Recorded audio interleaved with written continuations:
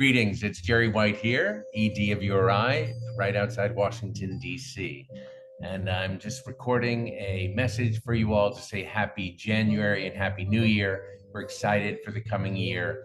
And we wanted to start a new tradition, which is basically sending once a month, at the end of a month, what's been going on, what are we achieving progress in, but also what to look forward to in the month or months ahead.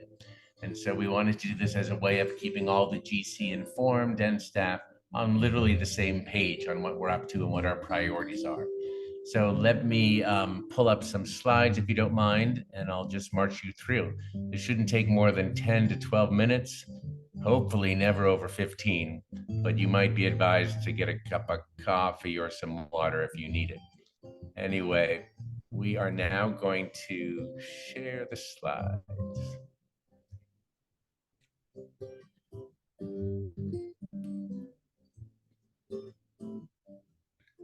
All right, I hope you can see that okay. Yes, every month we will have either myself or members of the senior team update you on what's going on at URI. And I'm just going to plow through them with some pace. So hopefully it helps you give an idea of the energy we're bringing to 2024. Last time we met on a Zoom call and we talked about the budget. So in January, the senior team and our advisors all got together in our offices in the Presidio in San Francisco, and we started to look at how to plan for pacing our program growth in the coming months. And of course, the buy or watchwords for us have been growing in our quantity and quality of our work and in our CCs around the world, focusing on violence prevention through the health approach, and measuring our impact and deepening our shared learning through the training modules that we're producing. And underneath all of this is actually to grow and rise a new generation of individual members and spiritual activists, so to speak, who become violence interrupters online and in their communities. So we're excited to report we're on the way. One of the things that came up at the end of last year with a final assessment report with Elite Research was that we need to revise and rethink through our total theories of change. So I know that's a real exciting concept, theory of change, but it basically means how do we expect to make a difference in the world? And we have an implied theory of change, you've been functioning on it for many years, but also it focused mostly on the assessment on circle number 1, the promoting enduring daily interfaith cooperation. How are we doing? Do the CCs find value in URI and our network? And there was a resounding yes there. But it was understood that it didn't show much about our external impact. How is it that we're taking meaningful steps to end religiously motivated violence, to create cultures of peace, justice, and healing? So we think the transformation will be because of our healthy network collaboration aligned with our core values of peace, justice, and healing, and then excellent program implementation to match our daily interfaith action and cooperation. So one of the ways to look at theory of change is that we already have an overall one based on the research. In the last 20 years, the research has shown basically that resilience and community well-being or flourishing come about because of 3 main ingredients. Number 1, community connection, and that's what we're doing through our enduring daily interfaith cooperation, giving people a sense of belonging and meaning in their community as they perform service.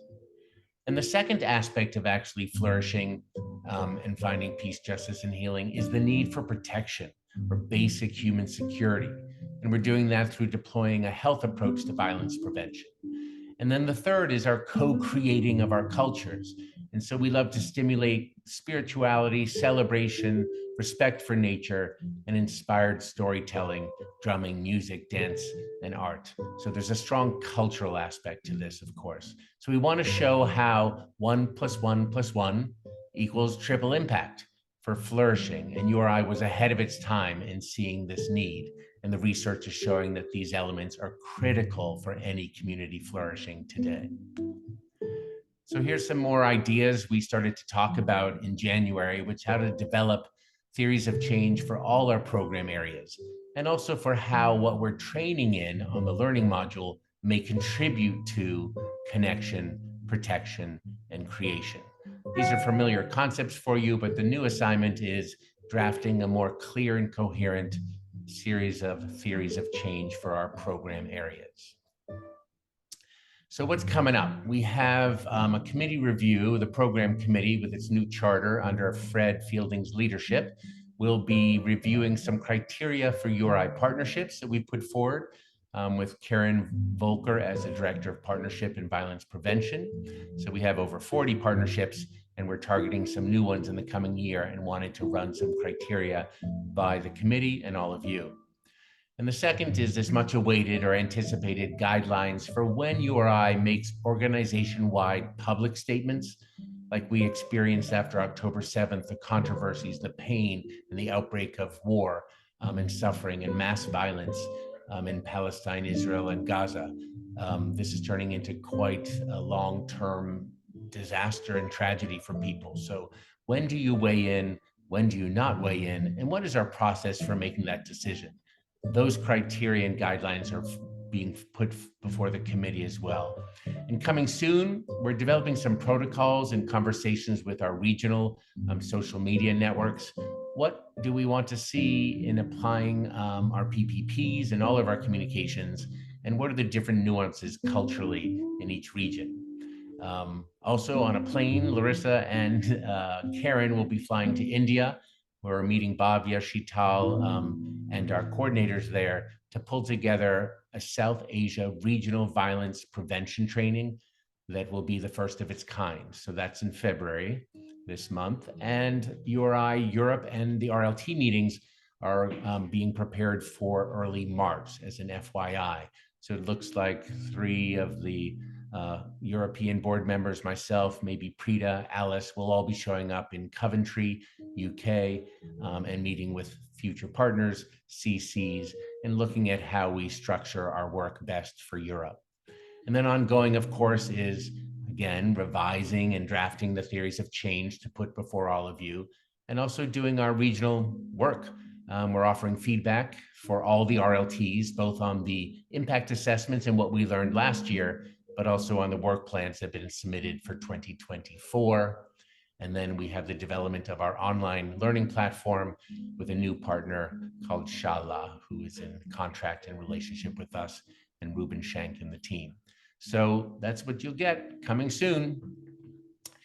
When we're talking about the criteria for partnerships, just to give you a teaser, it's nothing so controversial, but basic questions like, will the proposed partnership for URI increase our potential for learning and impact? How so?